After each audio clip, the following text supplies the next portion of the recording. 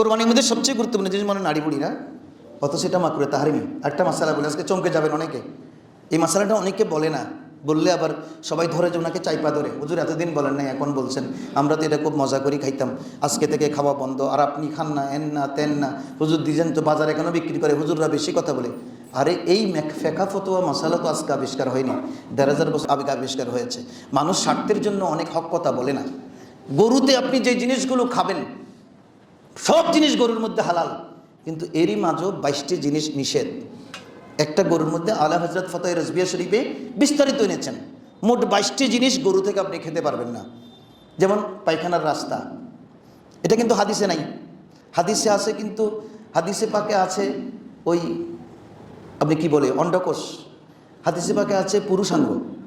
আচ্ছা পুরুষাঙ্গ এই যে যেটা কি ওটা কি বলে, এই পেশাবের যেটা পেশাব বের হয় গরুরটা আমি কি বলবো, পুল্লিঙ্গ তো আমাদেরটা কথা বলি, কিন্তু ওটা দিয়ে পেশাব বের হয় বলে ওটা নিষেধ।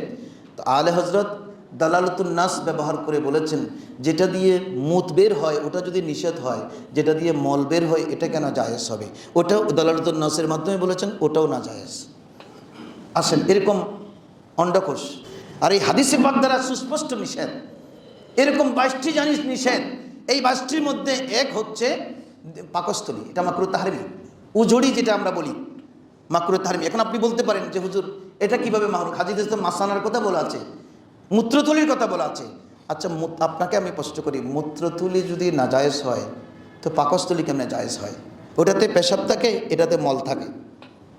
আর ওয়াইহারিমু আলাইহিমুল খাবায়েস, আল্লাহ কোরআনে বলেছেন সূরা আরাফে, ওয়াইহারিমু আলাইহিমুল খাবায়েস, আল্লাহ কোরআনে বলেছেন তোমাদের উপর যত গন্দি জিনিস আছে আমি সব কিছু হারাম করেছি। গন্দি মানে যেটা দেখলে মনের স্যাটিসফাইড আসে না, মন থেকে যেটা কবুল করে না। যেমন আমি আপনাকে বলি খরগোশ খাওয়া জায়েজ, খরগোশ আমাদের ছেলেটা পালে না, এটা খাওয়া জায়েজ, কিন্তু আমি খাবো না কখনো, আমার মন টানে না।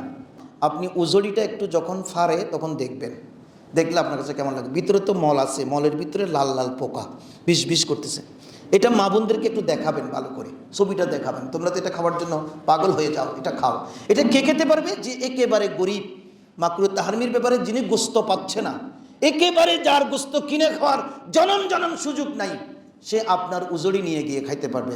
আরেকটা বৈজ্ঞানিক কথা বলি, যে যত বেশি উজড়ি খাবে তার আকলে সলিম নষ্ট হয়ে যাবে।